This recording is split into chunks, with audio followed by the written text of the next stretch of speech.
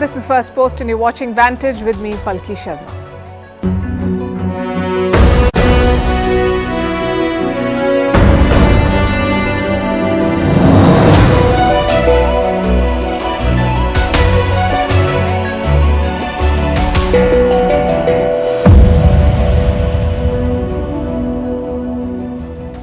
The big story tonight comes from West Asia, perhaps among the biggest stories of our times. Israel and Saudi Arabia are said to have agreed to a deal. They're working on a deal. This will mark a huge shift in the region. One is a Jewish state, the other the de facto leader of the Muslim world. They're coming together and normalizing relations would be very, very significant. So what exactly are the terms of the so-called deal? Where does it leave Palestine? And what does it mean for the politics and power equations in the region? We'll bring you the very latest. Meanwhile, China is reporting deflation, meaning negative inflation. Prices are falling and it's bad news both for Beijing and the rest of the world. We'll explain.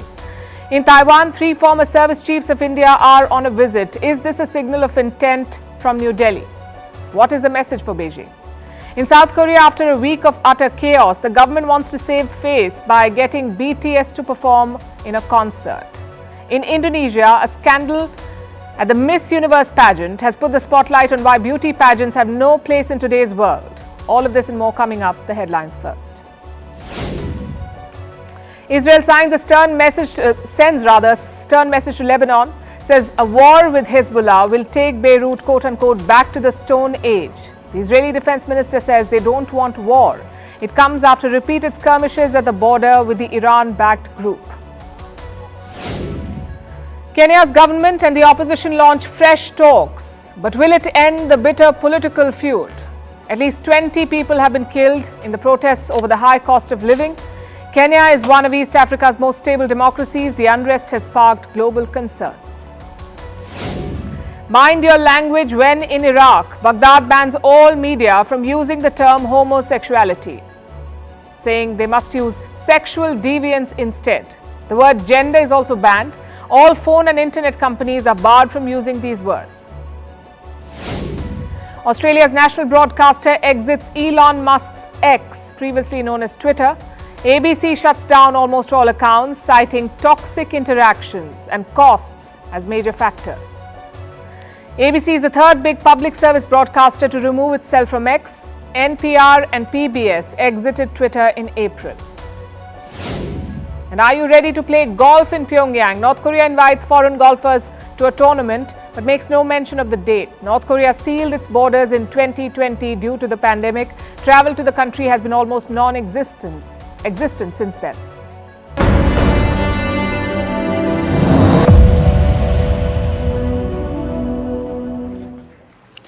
The big story tonight is a really big story. A few years back, it would have been impossible.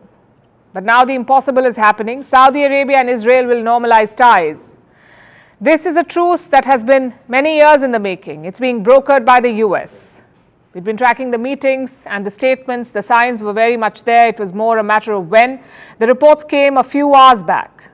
There's talk of a deal and broad points of convergence. A final agreement is yet to be hammered out, but we are told it is finally happening. Washington and Riyadh have reached an understanding. They have agreed on the key points, the key pillars as they're calling it. Reports say both sides have made big concessions. And this is extremely significant. To understand why, one must first understand their history. Saudi Arabia is an Arab kingdom, the de facto leader of the Muslim world, home to the holiest sites in Islam. Israel is a Jewish state. For the longest time, denied existence by the Muslim world and engaged in multiple wars with its neighbors. So Saudi Arabia and Israel were sworn enemies. The biggest point of contention was Palestine. It's a very complex story, but on a very, very basic level, it's also a fight for land. Palestinians see Israelis as occupiers. Saudi Arabia backs the Palestinian cause. Its troops have fought 2 wars against Israel. But at some point, the sands shifted. Iran became a bigger enemy. The Saudis are a Sunni Muslim kingdom. Iran has Shia majority. They were at loggerheads. Iran and Israel are also enemies. And what's the enemy of your enemy? A potential friend. So Israel and Saudi Arabia began a secret relationship. Now they're making it public, and the matchmaker is America. Under Donald Trump, the US got multiple Arab countries to normalize ties with Israel, and it happened with Saudi Arabia's blessing. They signed what's called the Abraham Accords. In recent months, Washington made another push. There was a series of discussions with Riyadh. The Saudis made some demands. The Americans most likely agreed, which is why they have what they're calling the broad contours of a deal. What are these key pillars? Number one is Palestine. Saudi Arabia wants some concessions from Israel on Palestine. Number two, nuclear reactors. Saudi Arabia wants a civilian nuclear program. The US, we are told, is on board. Number three, security guarantees. The Saudis want protection from the US. They want America to remain invested in the region, and Washington is apparently willing to discuss it. So those are the key pillars, and this was the first step. Now the process moves to the next stage, which is negotiations. There will be hectic diplomacy, the fine print will be discussed, the specifics will be hammered out. What kind of security guarantees does Riyadh need? What kind of protections will the US provide? And most importantly, what kind of concessions will Israel give to the Palestinians? All of those questions will be answered over the next year. Yes. Reports say the negotiations could take anywhere between 9 to 12 months. Let's now also talk about the concessions that Riyadh is making. The US wants a commitment from the Saudis, a limit on their growing relationship with China. Reports say Washington has asked Riyadh to agree to such limits, to quote-unquote distance itself from Beijing economically and militarily. That's the message from the US to Saudi Arabia. Will they agree though? And to what extent? Again, it all boils down to the negotiations, but America has shown its hand. It wants to contain China in the region. It has a wish list for the Saudis. No Chinese bases in Saudi Arabia, limits on the use of Chinese technology like Huawei, and no yuan for oil purchases. The US could ask Saudi Arabia to price oil exclusively in the US dollar. And those are some sweeping demands, but that's the price that America could impose on the kingdom. We're given to understand that the Crown Prince is in no hurry to push this through. Reports say Mohammed bin Salman spoke to his advisors and he has told them that there is no rush. The kingdom wants to see what Israel brings to the table, especially on the issue of Palestine. And that's the big hurdle for this deal, the trickiest part. Israel and its hardline government. Apparently, Riyadh wants to see a gesture from Tel Aviv, something that leads to a future Palestinian state, if not a commitment, at least a good faith gesture, something to secure Palestinian interests. And that's a big ask. Will Prime Minister Netanyahu agree? Is he in a position to agree? Reports say he will not make any significant concessions, but he is willing to offer a modest compromise. He doesn't really have a lot of elbow room here. Netanyahu is tied by the demands and politics of his coalition partners. They won't give him a free hand, and their politics does not allow any concessions for Palestine. So the road ahead is going to be very tough. And yet, the broad deal is a big step, a starting point on the road to normalization. This could change, like I said, the politics and the power equations of West Asia. It would mark the return of America in the game. Each side knows what it wants. The challenge now is to find middle ground.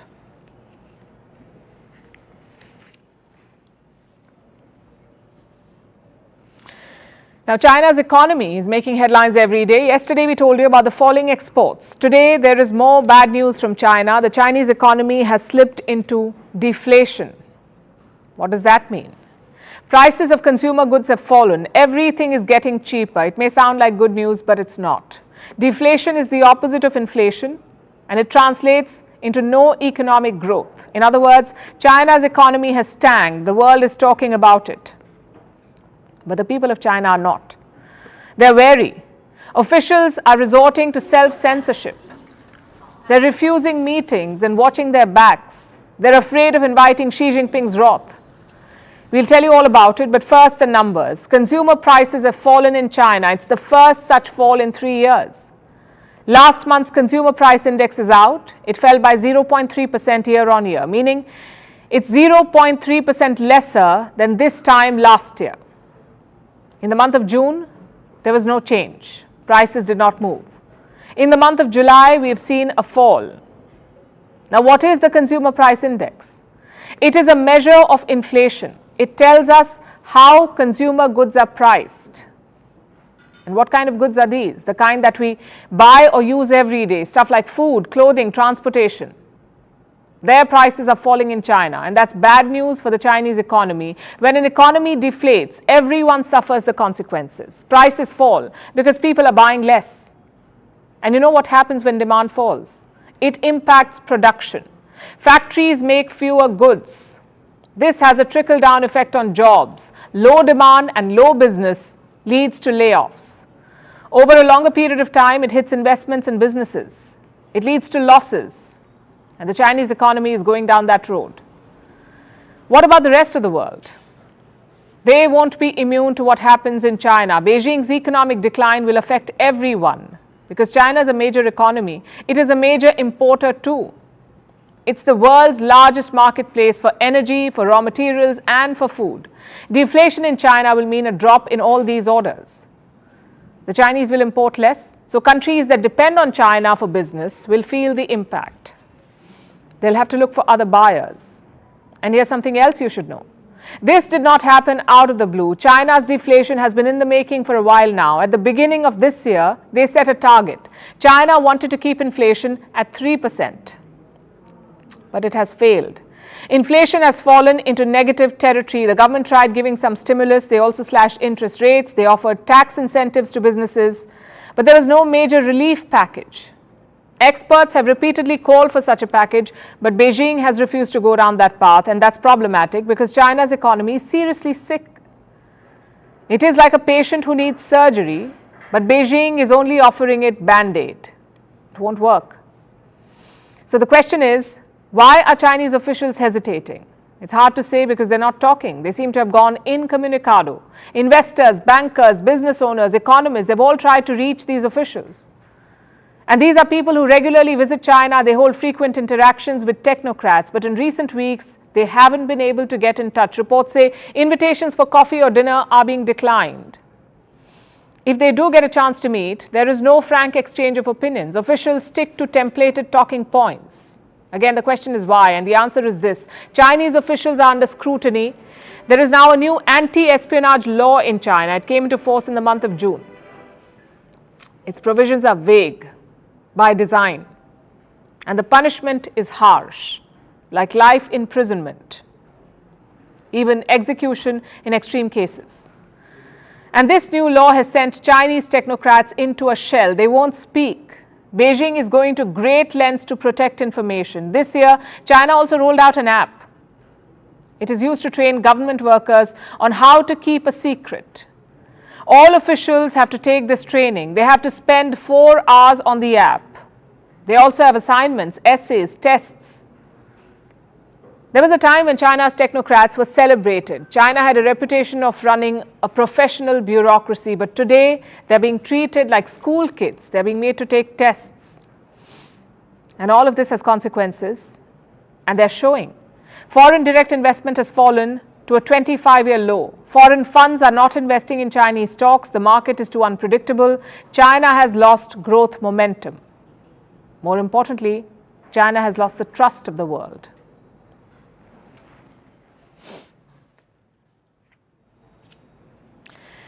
They say rank never retires. It remains with you long after you hang up the uniform.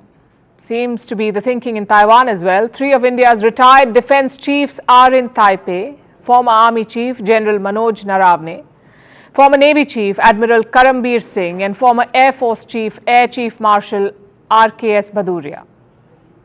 What are they doing in Taiwan? All 3 of them are attending the Ketagalan Forum. It's an annual event on Indo-Pacific security. It is organized by Taiwan's government. So Taipei invited and they agreed. On paper, this is all unofficial. This delegation does not represent the Indian government, but unofficially the message is quite clear. India is stepping up engagement with Taiwan.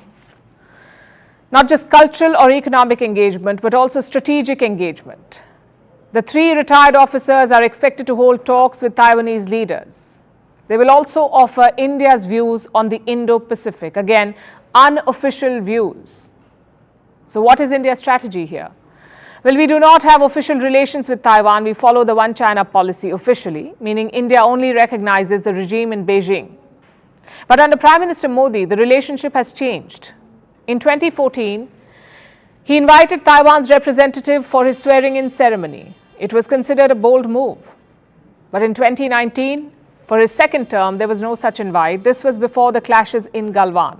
India was still hoping to salvage its relationship with China. But after 2020, the change is more prominent. Taiwan's Deputy Trade Minister visited India in 2022. They're also planning to set up a cultural exchange center in Mumbai. 2 of them already exist in Chennai and New Delhi. Why is India doing this? Just a dozen countries in the world recognize Taiwan, so why is New Delhi pursuing closer ties with a de facto pariah? For 3 major reasons. One is the China factor, of course. Taiwan is an easy way to needle China. It can reduce Beijing's focus on Ladakh and the border with India, sort of like a 2-front distraction. The second is investments. Taiwan is a world leader in semiconductors or chips. They make up around 60% of all chips and around 90% of the most advanced ones. So India needs Taiwan's help to become a chip hub. It's easier said than done though. Taiwan's Foxconn was supposed to build a chip plant in India. The project was worth $19 billion. But last month they pulled out. Was it a setback? Yes, it was. But despite that, both sides need each other.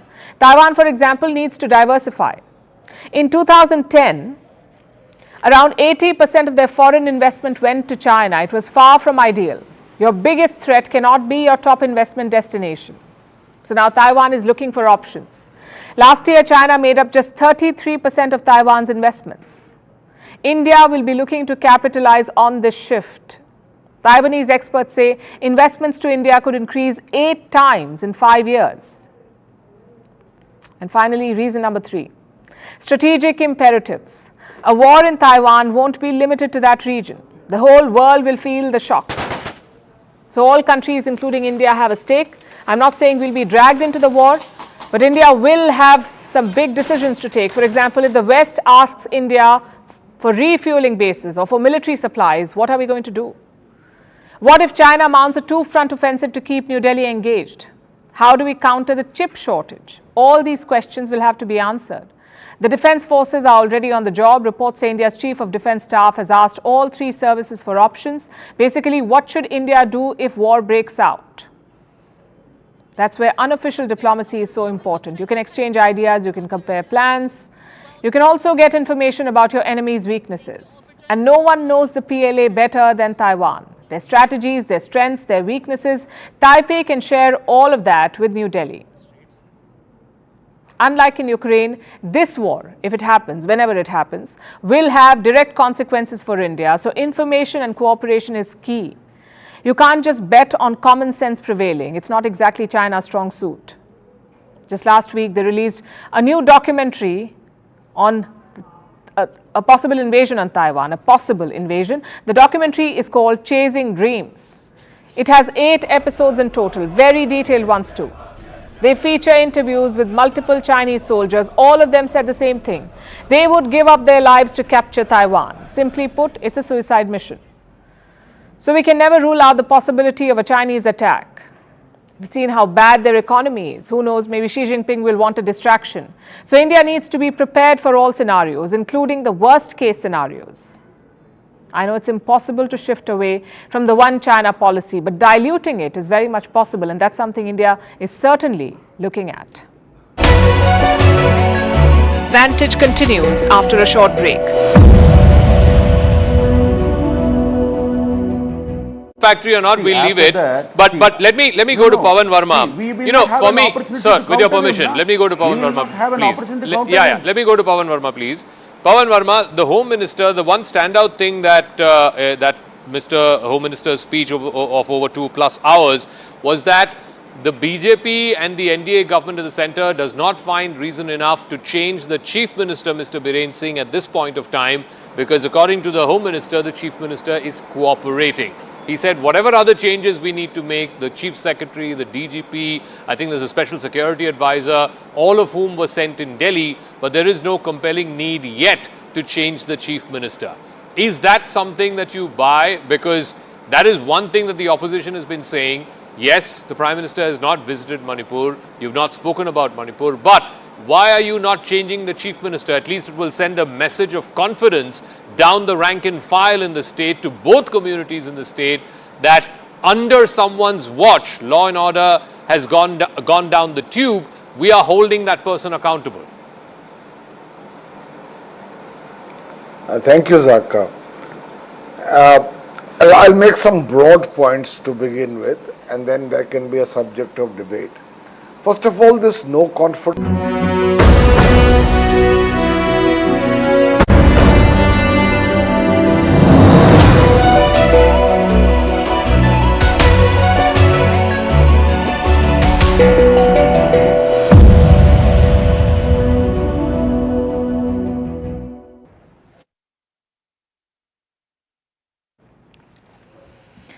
Every group has fixed roles. You have the funny one, the shy one, the serious one, and then you have the one who spoils all plans. The spoil sport in the group of 20 or G20 is China. Reports say Beijing has a problem with India's motto for the G20. This one, Vasudhaiv Kutumbakam. It is a Sanskrit phrase derived from the Upanishads. It means the world is one family. Now you would think it's a non-controversial one. Why wouldn't someone like this? Why wouldn't you like the world to be one family? Well, China doesn't. Reports say they have objected to including it in all outcome documents, like the one released after the finance ministers meet or after the energy ministers meeting or the tourism ministers meeting, all of them. These documents do not mention Vasudhaiv Kutumbakam. They only mention an English version of it. One earth, one family, one future. There is one exception though. The foreign ministers meeting document does mention the Sanskrit phrase, and who knows, maybe that's why Chingang lost his job. But jokes aside, what is China's objection? Beijing says Sanskrit is not an official language of the United Nations. The UN has 6 official languages: Arabic, Chinese, English, French, Spanish and Russian. No Indian language is part of it. So China says you can't put Sanskrit on official texts. Letterheads are fine, the G20 website is fine, but on meeting documents, a strict no. What about the other members? Do they also have an objection? Reports say most of them sided with India, and why not? This is argument for argument's sake.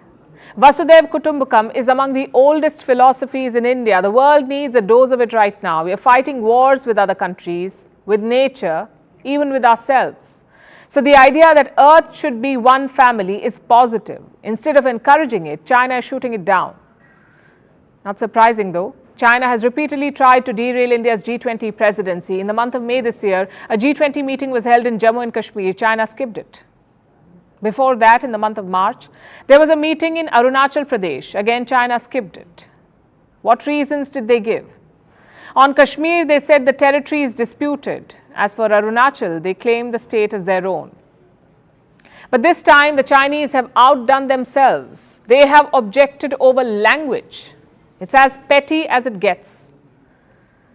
So what exactly are they playing at? We can think of 2 possibilities. Number 1, an attempt to tarnish India's image. This is India's first ever time presiding over the G20. New Delhi has been promoting it a lot. Plus, this year has been diplomatically very important for India. Some big visits to the US and France, some crucial balancing acts between Russia and the West, and also the presidency of the SCO, the Shanghai Cooperation Organization. India was the president this year. The G20 is supposed to be the crowning moment, the culmination of everything India has achieved this year. So a successful summit is key for New Delhi. India's image as a bridging power is at stake, and China knows this. If the leaders are unable to agree on a joint statement, it's an embarrassment for India. Possibility number 2, a tit-for-tat move.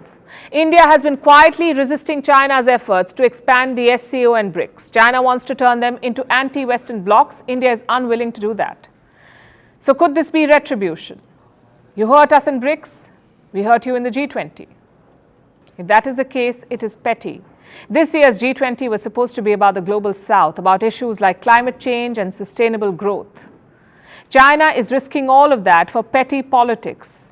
And these minor objections could be setting the stage for a bigger one. Xi Jinping skipping the G20 meeting. It's scheduled for September this year, next month. So far, Xi Jinping's travel to India has not been announced. And like it or not, you can't discuss the global south without China. It is home to more than 1.4 billion people. It is the second largest economy in the world. So China's presence is important. They could have used their influence positively to shape the talks. Instead, they're holding the G20 hostage over two Sanskrit words.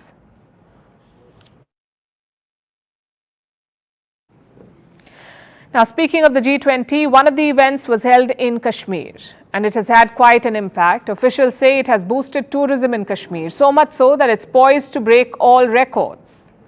We are only in the month of August and more than 1.2 crore tourists have visited Kashmir. It is back on the global tourism map. There was a time when the valley was a paradise for visitors. Bollywood films were shot in Kashmir. Foreign tourists flocked in big numbers. But violence and terrorism sponsored by Pakistan drove people away in the last few decades. Our next report tells you about the turnaround. Tourism in Kashmir is back with a bang. After a few years of turmoil, visitors are flocking to the scenic mountains again. In 2021, over 11 million tourists went to Kashmir. And the upward push continued last year. Now, we don't have official data from 2022 yet, but Kashmir's Lieutenant Governor Manoj Sinha says almost 19 million tourists went to Kashmir last year. That would make 2022 the best year for tourism in Kashmir so far. And there's good news in store. That number is set to be eclipsed this year. According to officials, Kashmir has seen almost 13 million tourists already this year. And we're barely in August. Kashmir is aiming high. It has set itself a target of more than 20 million tourists by the end of this year. The numbers show that it's well on its way. So, how has the administration pulled this off? Well, it has taken a multidimensional approach. One way is promoting Kashmir tourism aggressively. The government has been setting up stalls across India to encourage visitors. It has been showcasing the beauty of Kashmir and reminding people that militancy has fallen, so Kashmir is safe to visit. While that's an old school tactic, tried and tested, there has been some out-of-the-box thinking as well. One of the new strategies has been expanding the area for tourism. Kashmir's Tourism Secretary recently announced 300 new spots that will be promoted as tourism destinations. This includes area in the Kashmir Valley and also in the Jammu region. Last weekend, the Lal Draman Hill Station in the Doda region of Jammu saw a 2-day mega tourism festival. Since these places aren't too frequented, different forms of tourism can be promoted. Things like homestays or even adventure tourism. These activities have the government's backing. And of course, nothing showed the Modi government's dedication to Kashmiri tourism like the recent G20 tourism meet. India held this summit in picturesque Srinagar. This is how the delegates were greeted.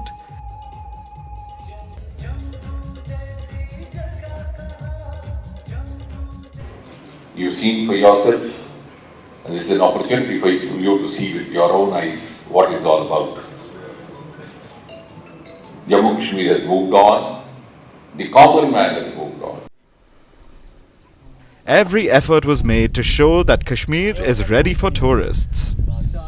When he says moved on, he means from terrorism.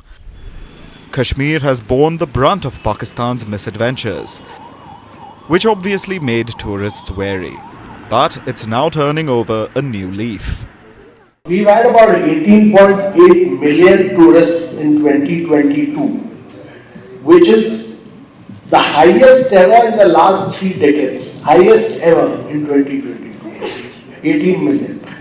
We expect this number to keep going up in a very big way. The number of foreign tourists in Kashmir is up to 18,000 already this year, the highest in the last 3 decades. Last year, the number was at about 4,000. So that's a 4.5 time increase, and the year's not even over yet. So the tourism boom, or shall we say bloom, in the Kashmir Valley looks more than just seasonal.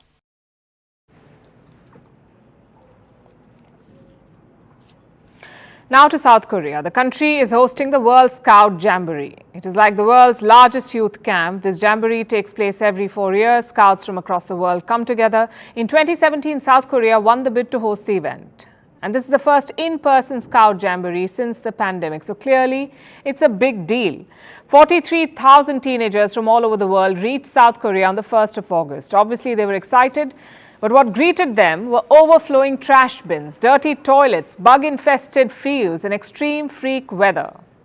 It's like the festival was cursed. But just like Gotham sends a signal to Batman when it's in trouble, South Korea sent out an SOS to BTS, the K-pop megastars. They're on a break, but Seoul was in a crisis, so it summoned them. What for? To perform for the Scouts. A South Korean lawmaker called Sung Il-jung proposed this. Because how can dynamite not make everyone's life better? Sung says it is about the power of Korean culture to elevate South Korea's national prestige. But this request has prompted angry responses, mostly from BTS fans online. They call the BTS army. And they came down hard on the lawmaker. They said, don't use BTS to cover yourselves up. We'll tell you what they're talking about. South Korea's event has been a complete mess. Like a textbook example of Murphy's Law, everything that can go wrong will go wrong. So this is what happened in a week. First, the Scout Jamboree was crippled by a heat wave. Then there was a looming typhoon, fears of a COVID outbreak, and allegations of misconduct. It's a disaster even BTS cannot undo. It started a week before the Jamboree. There was heavy rainfall around the campsite. Soon it turned into a muddy swamp. The camp became a breeding ground for mosquitoes. Then came a heat wave. Temperatures soared to over 35 degrees Celsius. Hundreds of participants fell ill. 600 scouts had to be treated medically. A makeshift hospital was set up. It catered to heat-stricken scouts. It's hot in here. I'll be the first to admit it. It is very warm. It's humid. They're doing all kinds of things to help us out. They're putting extra buses online. They're putting ice in our camps for us. Some even started leaving the campsite, like the UK contingent. They moved to hotels in Seoul just to deal with the heat. And we wanted them to have a normal Jamboree experience. But of course, from our point of view, it wasn't safe enough for them to do that. In addition to that, of course, the heat is pretty punishing, particularly if you come from the UK. You're not used to this kind of heat. If the heat wasn't enough, there came a Wuhan virus outbreak. Around 70 people were infected. Then there were allegations of misconduct, poor sanitation, rotten food, lack of privacy. A man from a Thai delegation walked into the female shower facility. The organizers called it an accident, but the delegates were livid, and so were the parents of the Scouts. I'm just in shock of how they could have been so unprepared. Like no tents, no campsites, no basic hygiene facilities. I mean, they knew how many people were coming. They took our money. I really feel like they took our money. Where did this money go? It obviously didn't go to making a jamboree for thousands of scouts from around the world. So where did the money go? Reports say it went on to fund merry trips for officials. The budget for this jamboree was $76 million, but local government officials went on a lot of trips. Most of these were overseas trips. The officials described these excursions as research. Turns out it was more leisure and less research. In 2018, 5 officials enjoyed an 8-day trip. They went to the Swiss towns of Lucerne and Interlaken, and then to Italian cities of Milan and Venice. None of these cities have ever held a Scout Jamboree, but the officials were apparently researching. Others even went on cruise ships, both to the United States and Australia. Ironically, the Jamboree does not have a cruise ship component. So how exactly did these visits help? All of these questions are now plaguing South Korea, and before they could even catch a breath, there was Typhoon Hanun. It destroyed whatever was left of the campsite. Contingents pulled out. Thousands were evacuated. The Scouts are now in different parts of the country in groups. It has become more of a tourism jamboree and less of a Scout festival. I don't have control about the weather. I must make the most of it, and that's what Scouting teaches us. It teaches us to be resilient, to take things in our stride and handle whatever the situation is. We'll make a plan around it. And that's why I'm part of the Scout movement, because it teaches us these values and morals. This could be a new lesson for the Scouts. It is definitely a lesson in how not to hold an event. But South Korea says the show must go on. It is powering on with the event. The closing ceremony will have a K-pop concert. Will BTS perform? We don't know. But even if they do, it won't be enough to make South Korea look good after all this chaos.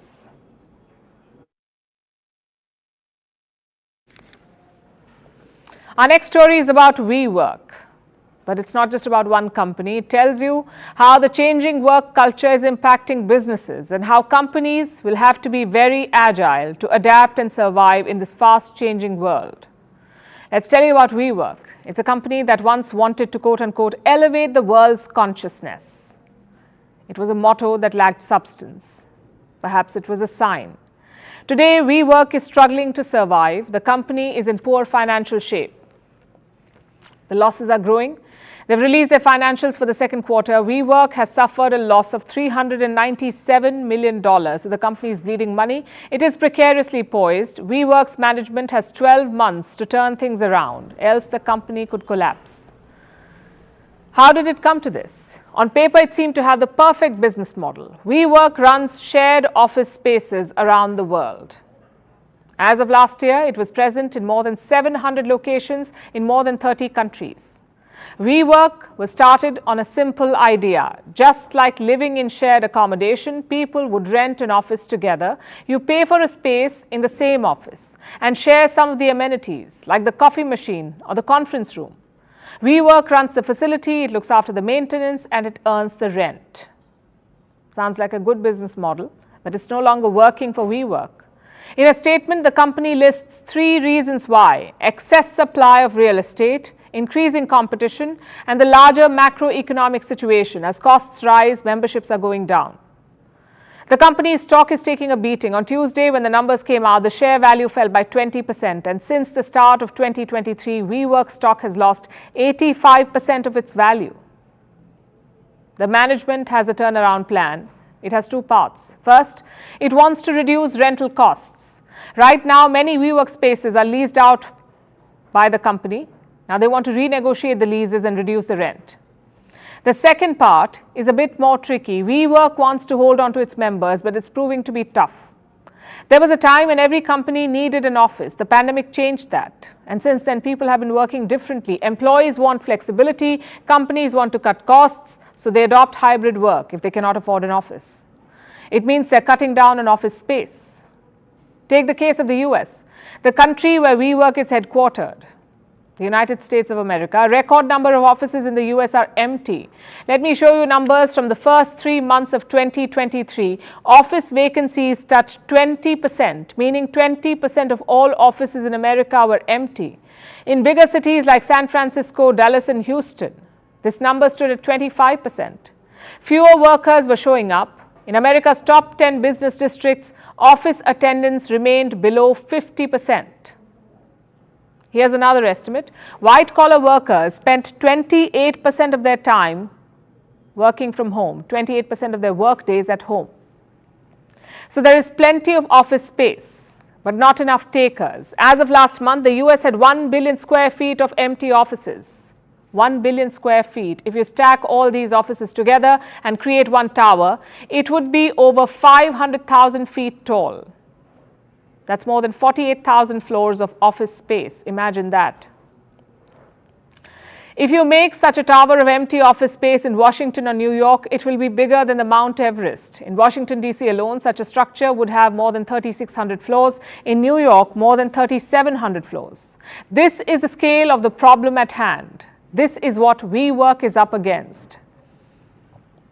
It says this oversupply of office space is hurting its business. They could turn it into an opportunity, renegotiate rentals, get more space. But you see, co-working is not just about having the biggest office.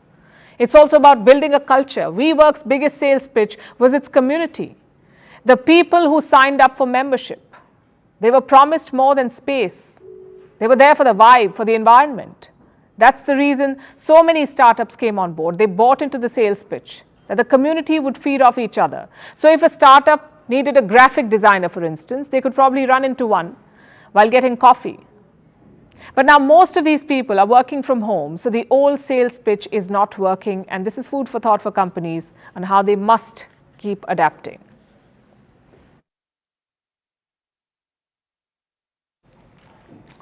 India's Chandrayaan-3 is getting closer to the moon. It has entered the lunar orbit, even sent back some pictures of the moon. The landing is scheduled for the 23rd of this month, but it looks like Chandrayaan may have a new competitor. It's Russia's Luna 25. This is Moscow's first lunar mission since 1967, and it too wants to land near the South Pole of the moon. It is a race to the moon. And India and Russia are not the only ones. The US and China are also staking claims. Looks like the moon is the hottest piece of cosmic real estate right now. So the big question is, who will win this space race? Our next report tells you. 3, 2, 1. We rise together, back to the moon and beyond. International tensions can be quite volatile, but countries are taking their feud to a new location. They're racing to stake their claim on the moon. Yes, you heard that right. While some nations are still arguing about borders on Earth, others are extending their territorial ambitions, this time all the way to the moon. The primary suspects are the same as the ones on Earth, the United States and China. America is going back to the moon, but this time to stay. At least that's NASA's plan for now, and they want to do it before China. This is part of America's Artemis project. It wants to send humans to the moon at least by 2030. But why again? Neil Armstrong and Buzz Aldrin have already done it once, and they did it 50 years ago. So why is NASA going back to the moon? The answer could be FOMO, the fear of missing out, or the need to come first in everything. NASA's moon mission may not sound exciting, because why do the same thing again? But they're doing it anyway. That's because China is now focused on the moon. They want to send citizens there. They're planning a lunar base. All of these before 2030. China has its eyes set on the moon, and it's not going down well with Washington. NASA Chief Bill Nelson even mentioned it in a press conference. He said America was in a space race with China and wants to win. Why? Because America is wary. Nelson cited the South China Sea as an example. He said if China could stake its claims there, it could do so on the moon too. NASA wants to assure that resources on the moon are available to all, so it wants to get there first. But it's not just a race between the US and China. Other nations too are part of the space race, like India and Russia. 3, 2, 1, 0. India launched Chandrayaan-3 on July 14th. It's already released some images of the moon. Chandrayaan-3 is supposed to land on the moon on August 23rd. If successful, India will be the first country to land on the South Pole. It will also be the fourth nation to achieve a lunar soft landing, after the US, the former Soviet Union, and China.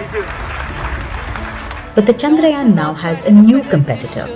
Moscow is launching its lander on August 11th.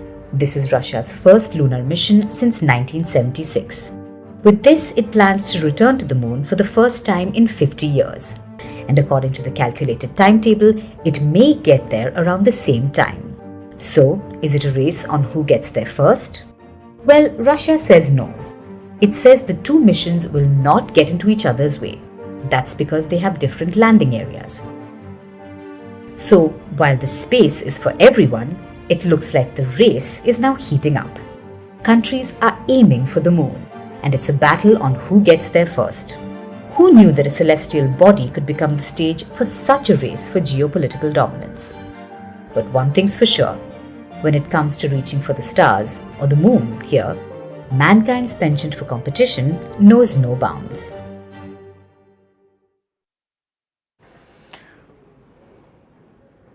Cancel culture has claimed many victims, but I'm surprised it hasn't claimed this: beauty pageants. Think about how toxic and absurd they are. What are pageants all about? Rating and ranking women. Yet no one talks about it. The impossible beauty standards, the controversial swimsuit round, the abuse behind the scenes. All of this has been happening for years. The latest incident took place in Indonesia. The Miss Universe Indonesia was held last week. And since then, 6 contestants have filed police complaints. Their charges? Sexual harassment. At least 5 of them were asked to strip down to their undergarments. Apparently, it was a body check. These women were then photographed topless.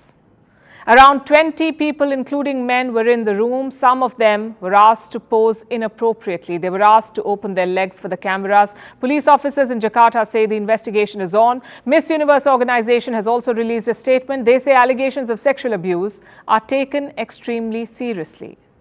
Well, good to know. But this isn't the first such incident. In fact, sexual abuse is common at beauty pageants. So what has Miss Universe done to stop it? Very little. Most of these pageants are still organized by men, not just the big bosses, but even people who look after the day-to-day stuff. So it's a hunting ground for predators. I have some examples for you. In 2017, the CEO of Miss America was suspended. He sent sexist and crude messages about former participants. In 2018, one of the sponsors at Miss Earth was called out by 3 contestants. They accused him of sexual harassment. In 2022, the organizer of Miss Rwanda was arrested again for sexual abuse. Now, if you notice, these are all recent cases. All of them happened within the last 6 years, but that does not mean abuse is also recent. It's been a constant feature of beauty pageants. The only difference is this: women are finally speaking out. One such revelation came out in 2016. A Miss USA contestant accused Donald Trump. He apparently barged into the room when the contestants were naked. This was back in 2001. Donald Trump used to own Miss Universe back then. Why do these incidents keep happening? And more importantly, how do we stop them? Simple answer: stop them all.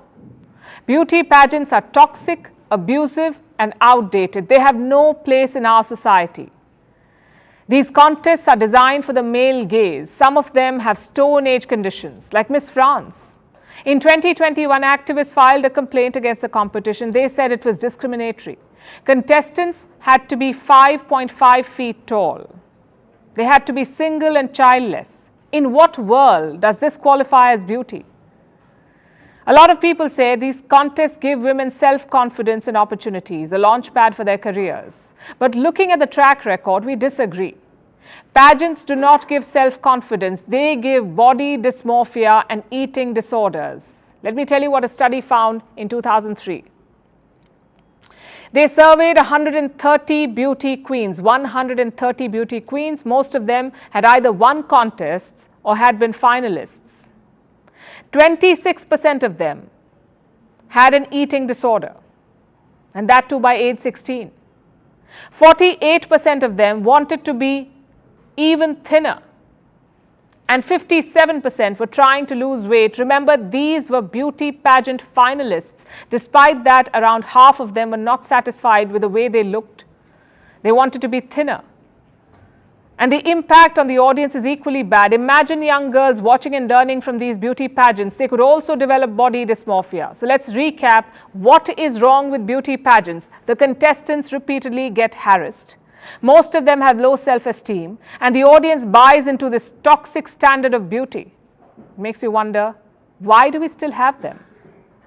Because there's money to be made. The beauty pageant industry is worth $5 billion. Most contests are sponsored by cosmetic companies. That's another $300 billion.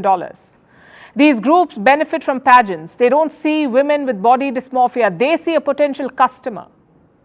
Just look at the Miss Universe winners since the year 2000. Only 6 of them, only 6 since the year 2000, were from so-called first world countries. The rest came from the developing world, and do not mistake this for a diversity push. It was all about expanding to new markets, about selling the pageant dream to more people. But how do we get rid of them?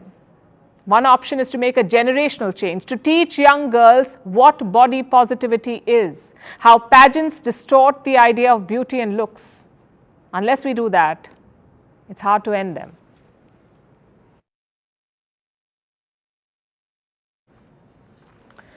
Before we begin the next story, I must tell you this. It is not a Hollywood film or a Netflix series, but it could be either.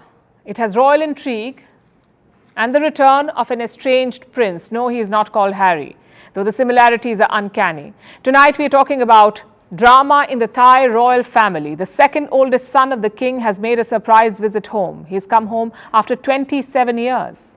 He was stripped of all his titles when he was still a teenager, and since then he's been living in the US. So why has he returned now? The Thai royal family is going through a tough phase. The heir apparent is in a coma. There are doubts about the line of succession, and by happy coincidence, this exiled prince returns. Will this kick off a new Game of Thrones in Thailand? Here's a report. You would think that today palace politics would be a thing of the past. In most countries, the monarchy has either been abolished or at least severely limited, so succession crises aren't what they used to be. Well, that isn't the case in Thailand, where the exiled prince Vachareson Vivacharewongse has made a surprising return. He put out a picture of himself getting out of one of Bangkok's famed tuk-tuks and created a storm of gossip. We'll get to why this is making headlines in a moment. To understand the importance of the situation, we need to understand Thailand's politics. The government is technically a constitutional monarchy, but the Thai version is a bit more hands-on. Thai monarchs have an outsized say in politics. They have traditionally been close to the Thai military. Military leaders have launched coups and claimed the support of the royal family. And in turn, various Thai juntas have protected the royal family's standing. They are protected from criticism because of strict lèse majesté laws. People can be thrown into jail for up to 15 years for criticizing the royal family. So you can see why the royal family still holds a lot of sway in the country. That's why it's important for the Thai people to know who the next monarch will be. And that's been up in the air for a few months. This is the King of Thailand, Maha Vajiralongkorn. He also goes by the regal name Rama X. He just turned 71 a few days ago. So it's fair to wonder about his successor. The king has lived a colourful life, to put it mildly. He's been married 4 times and has 7 children, 2 daughters and 5 sons. But only 3 of the children are officially recognized, his daughters and his youngest son. The 4 eldest princes were stripped of their titles in the mid-1990s. This is when the king divorced their mother. He accused her of infidelity. Never mind that all 4 of the princes and their sister were born out of wedlock. But nonetheless, he divorced their mother and went to marry twice more. He had a son with his 3rd wife. But the youngest prince reportedly has a learning disability, so he may not be able to take the throne. So this left the princesses as potential successors. The eldest daughter, Princess Bajrakitayabha, was expected to take power, either as the outright heir or as a regent. She was seen as a worthy successor. But then tragedy struck last December. The Thai royal palace announced she had experienced a severe heart arrhythmia. The princess has reportedly been in a coma ever since. Thailand's succession plans went up in smoke. No one was sure about who would succeed the colourful Rama X. But then this week, an exiled prince came home. Vachareson is the king's 2nd son. He's 42 years old. He spent 27 of those years in the United States. He now works there as a lawyer. The prince has always been pro-monarchy, which isn't really a surprise. The surprise is his visit. He came to the capital Bangkok on Sunday.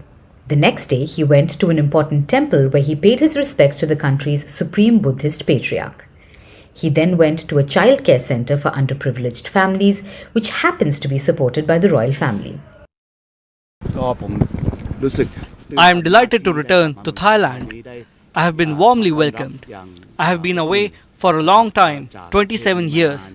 It is like a dream come true to be back here. Before the plane could land, I looked outside the window. I felt very emotional and grateful to the country. I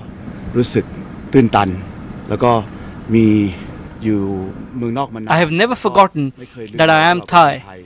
I have never forgotten about the importance of Thai culture. Does that sound like an election pitch to you? The prince may have a lot more to do before he can claim the throne. The Thai royal family have made no mention of his visit. They haven't even acknowledged it. The prince hasn't said anything about the looming succession crisis either. But his visits to the temple and the childcare home look suspiciously like royal ceremonial visits. Could this be an audition for the royal role? We'll keep you posted. And now it's time for Vantage shots, images that tell the story. Starting with Turkey, a strong gust of wind took a man away with it. In the US, a giant tornado swept through the state of Colorado. Meanwhile, practicing yoga is good for your mind and your body. Having pets can brighten your dull day. Some yoga enthusiasts in New Delhi, in India, have mixed the two, creating a perfect way to unwind and de-stress.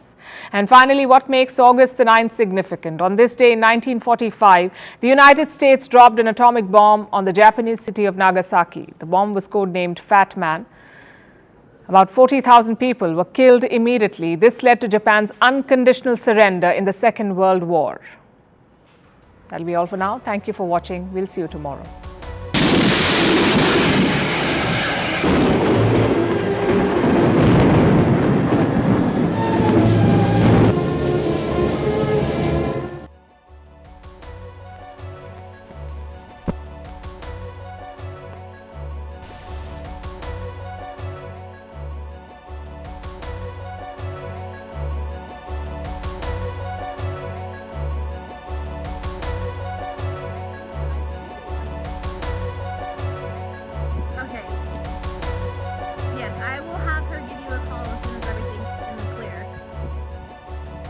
You're welcome.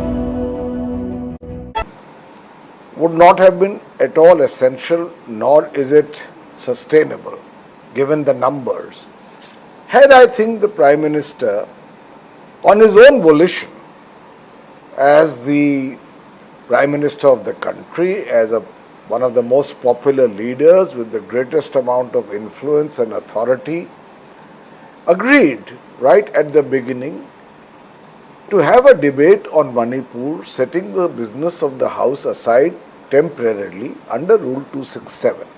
That did not happen,